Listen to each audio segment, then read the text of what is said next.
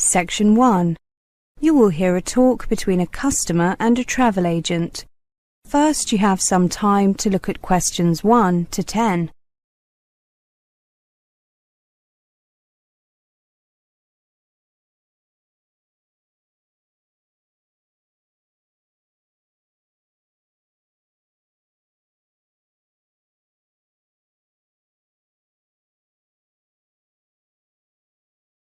Now listen carefully and answer questions 1 to 10. Good morning. I'd like to book a flight to Toronto, please. Certainly. Flying from Sydney? Yes, on Thursday, please. Thursday the 16th, right? There are 3 flights that day. Do you prefer flying with any particular airline? I've heard that Air Canada is good, but expensive. Is there a big difference in prices between the airlines? I'll be flying business class. Yes, there is. Air Canada is the most expensive airline at $4,000 to $6,000 for business class, depending on the date of return. Qantas is $3,000 to $6,000, and Pacific, the budget airline, charges between $2,000 and $3,500. Wow, that's quite a difference in prices. I'm returning on from Wednesday 22nd, so could you check the return prices for me? Sure. Let me just enter the return date into the computer. OK. Air Canada has tickets for $4,600. Qantas has them for $4,200. Pacific has tickets for $3,200. Those prices all include taxes and surcharges. OK. Before I make a decision, I would like to know the departure and arrival times in both directions. Of course. Let's look at Air Canada first. Leaves Sydney at 10 a.m. and arrives in Toronto at 10 a.m. local time. There's a stopover in Vancouver. The Qantas flight leaves Sydney at 1:45 and arrives at 10:15 a.m. There's also a stopover in Vancouver, but it's shorter than the Air Canada one. Pacific flies via Los Angeles and leaves at 6:15, arriving at 11:55 p.m. Oh, that doesn't sound very convenient. Flying by Pacific, I mean. Well, budget airlines do offer cheaper tickets, but they are often not so advantageous in other ways. How about the returned flights? Let me check. The Air Canada flight leaves Toronto at 4 o'clock and arrives at 6 o'clock local time. The Qantas flight leaves at 9 a.m. and arrives at 11 a.m. local time in Sydney. The Pacific flight leaves Toronto at 10:25 and arrives at 6:10 local time in Sydney. Again, not very convenient timing. No, it isn't. Are the stopovers the same as on the outward journey? Yes, they are. Well, I have a business appointment on Wednesday the 22nd in the morning, so unfortunately I can't take the Qantas flight. The Pacific flight times are too inconvenient, so I'll take the Air Canada flight, even though it's more expensive. Right, I'll book that for you, shall I? Do you have your passport with you? Yes, I do. Here you are. Thank you. I'll just enter your details. OK. Could you just check this printout? Make sure that I've spelt your name correctly and have written your passport number correctly too. Will you be paying by credit card? Yes, I have a company credit card. Here you are. Oh, my name is Reese with a C, not with an S. Oh, I'm sorry. I'll correct that. R-E-E-C-E. And my given names are hyphenated. Mary-Ann, with an E. Oh, you've got that. Sorry. OK. Mary-Ann. Joined together with a hyphen. Is the passport number OK? Yes. Could you give me an official invoice, please? I need it for my company. Certainly. Shall I use the company name as it appears on the credit card, ABC Stocks? Yes. OK, thank you. Could you sign here and here? Thank you. I'll just print out your ticket. Thank you. That is the end of section 1. You now have half a minute to check your answers.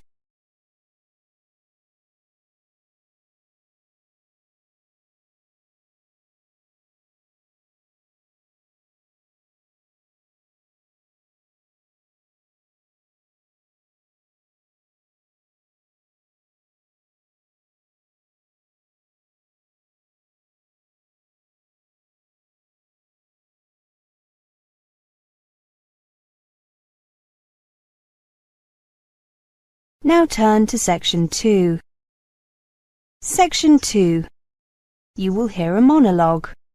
First, you have some time to look at questions 11 to 20.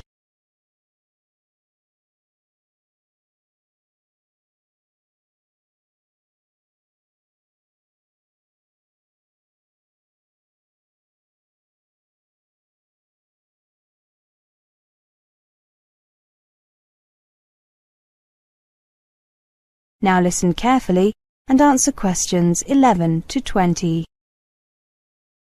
Good afternoon, everyone. I am here to give you a talk on tenancy agreements and other legalities. If you rent a flat or a house or bedsit, you will have a tenancy agreement or lease. This is a written legal agreement between you, the tenant, and the property owner, the landlord.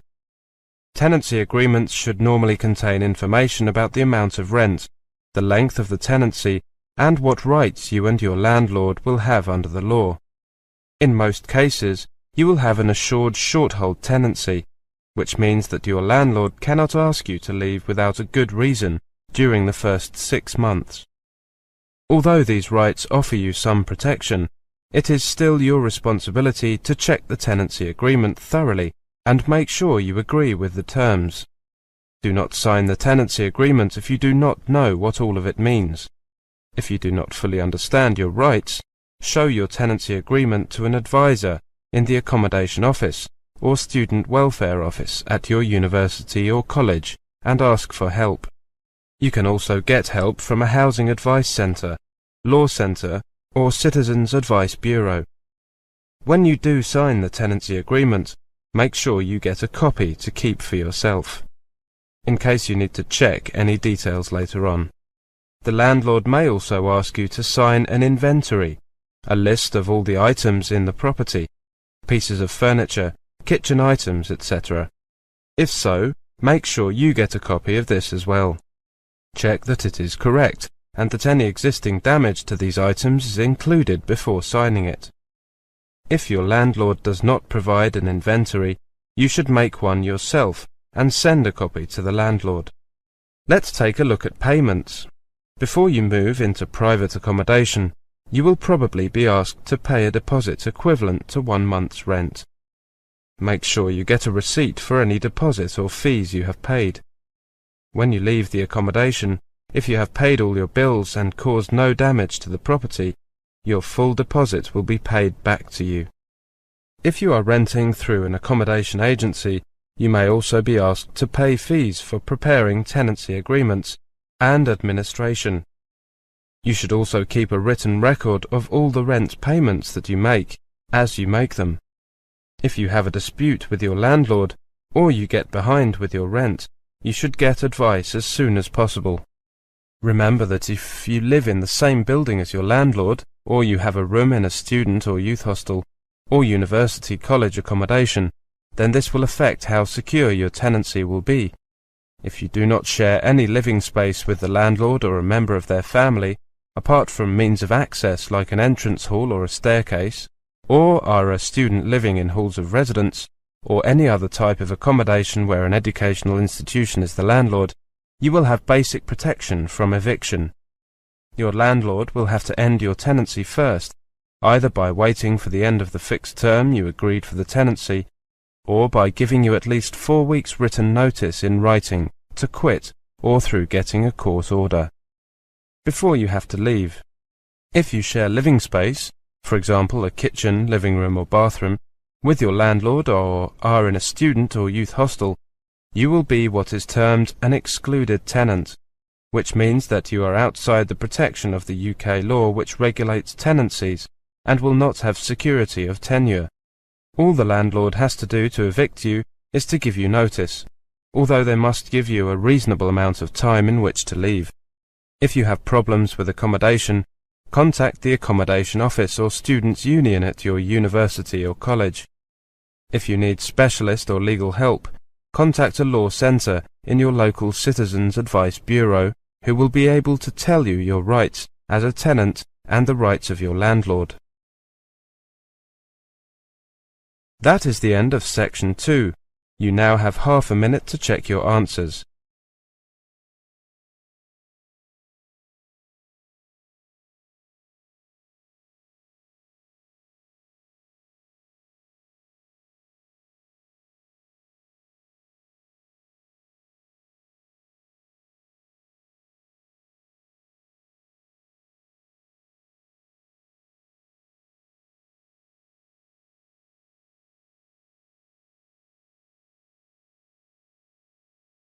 Now turn to Section 3.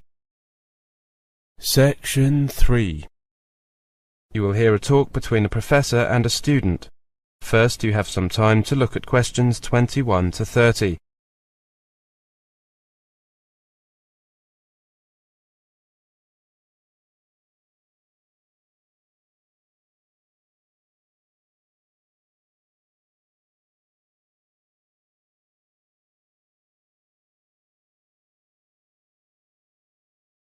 Now listen carefully and answer questions 21 to 30. Good morning, Clara. Take a seat. Right, I've read your first draft of your project on housing. Well done. Thank you. I know it's only a first draft, though, so I'm sure you have some suggestions on how it can be improved. I was very nervous at first because it wasn't my first choice of topic. I had wanted to do something on voting patterns, but getting information, well, it didn't look possible within the time frame. Don't worry. I think that you have made a good choice. Yes, a comparison of the factors influencing house prices. Very topical. Definitely. There seems to be something about housing prices in the newspapers every day. I just wanted to compare the different factors. You know, location, the proximity of facilities such as schools. As I said, a good choice of topic. Now, the first part is very well done. You clearly introduce what you are going to look at, why and how. Do you think that I have covered enough points there? I think so. Did you have anything else in mind? You know, something else you'd like to cover? Well, a friend suggested that I might include crime rates. Actually, that's a very good idea. You might consider it. It is something that many people take into account, consciously or otherwise. When choosing a place to live, nowadays the police are required to keep quite detailed statistics on crime, and you can get them fairly easily.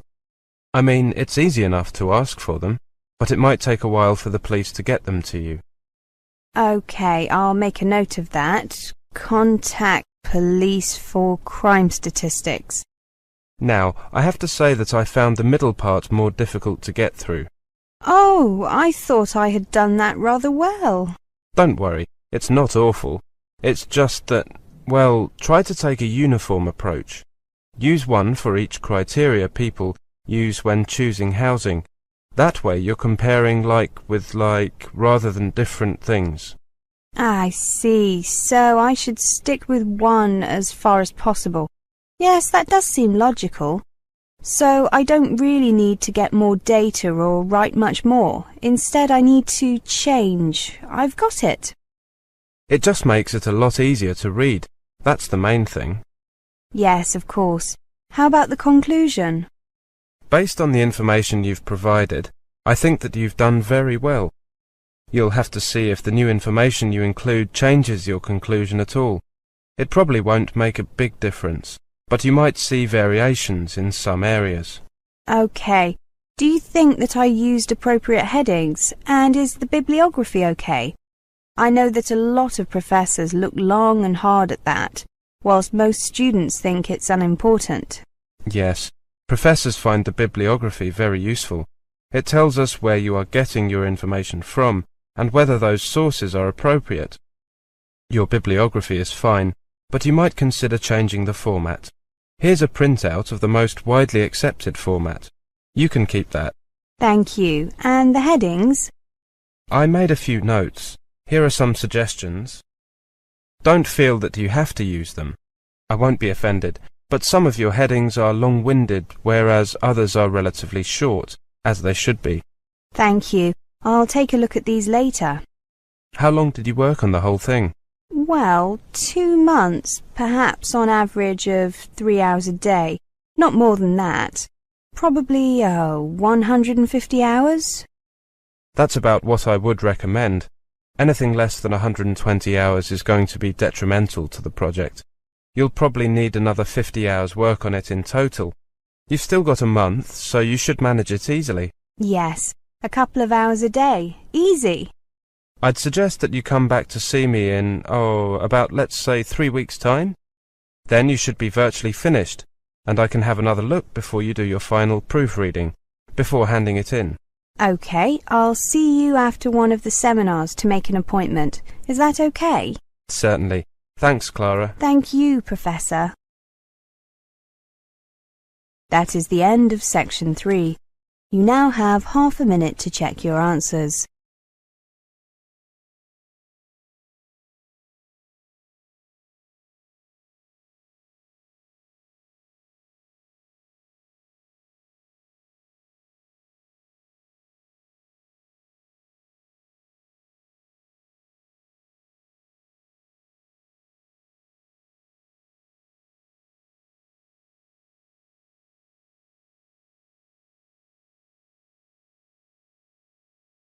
Now turn to section 4.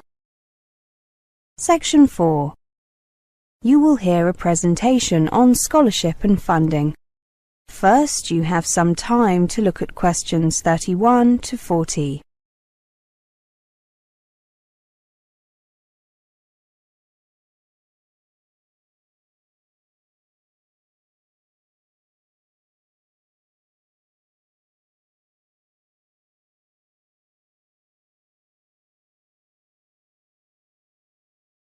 Now listen carefully and answer questions 31 to 40. Welcome to this presentation on scholarships and funding. If you are hoping for help with funding your studies in the UK, you need to get working on this as soon as you can. It is almost impossible to make arrangements for financial support once you have left your own country. Start by inquiring with your own Ministry of Education or Department of Education. Your local British Council office can provide details of awards available, including those offered by UK institutions themselves. You'll also find information and a scholarships database on their website. The main scholarship schemes available for international students include British Education Scholarships, Commonwealth Scholarships, Foreign Office Scholarships, and Overseas Students' Research Awards. British Education Scholarships are prestigious awards, enabling talented international students to study in the UK at postgraduate level. Only students studying for at least one academic year are eligible. About 2,000 new scholarships are currently awarded each year, and there are plans to expand the programme further. There are 3 types of scholarship. The first is a full award, where all the fees, a living allowance, and travel to and from the UK are paid for. Then there is a fees-only award, where all or part of the fees are paid. Finally, there is a partial award, where a combination of the fees and the allowances are paid. The value of the scholarship will vary, depending on the type of the award, the length of the course, and the country from which the student comes, but it is up to a maximum of £20,000. Contact the British Council or the British Embassy in your own country for details. You must be resident in your home country when you apply. Commonwealth scholarships are awards mainly for postgraduate study, although funding for undergraduate study may be possible if there are no suitable undergraduate courses in your home country. You must be a citizen of a Commonwealth country, including the UK. A university degree or equivalent is usually required. Apply to the British Council office in your country. You must be resident in your own country when you apply. About 3,000 of these scholarships are awarded each year, and their value ranges from £5,000 to £15,000. Foreign Office scholarships are a joint initiative by the Foreign Office and certain UK higher education institutions. The awards are normally given for taught postgraduate courses. In rare cases, an award may be made for undergraduate study if the course is not available at an institution in your home country. They are funded by the Foreign Office and participating UK higher education institutions. You must normally be under 35 years of age. You must be resident in a developing country, and you must not be currently employed by your government or by an international organisation. You should be planning to study a subject related to development and be fluent in English. Apply directly to one of the participating institutions. You can ask for a list of participating institutions from the British Embassy in your country or your local British Council office. Only about 500 of these awards are made each year, and their value ranges from £7,000 to £12,000. Overseas Students' Research Awards are awards for full-time postgraduate study for a period of 1 year. They make up the difference between home and overseas students' fees. They are funded by the Ministry of Education. You must be a postgraduate research student at a publicly funded higher education institution in the UK. You will need to demonstrate academic merit and research potential. Application forms are available from UK higher education institutions, so contact the one where you want to study. For further information, contact the OSRA office via their website, www.osra.org. Actually, you can email them at osra@osra.org.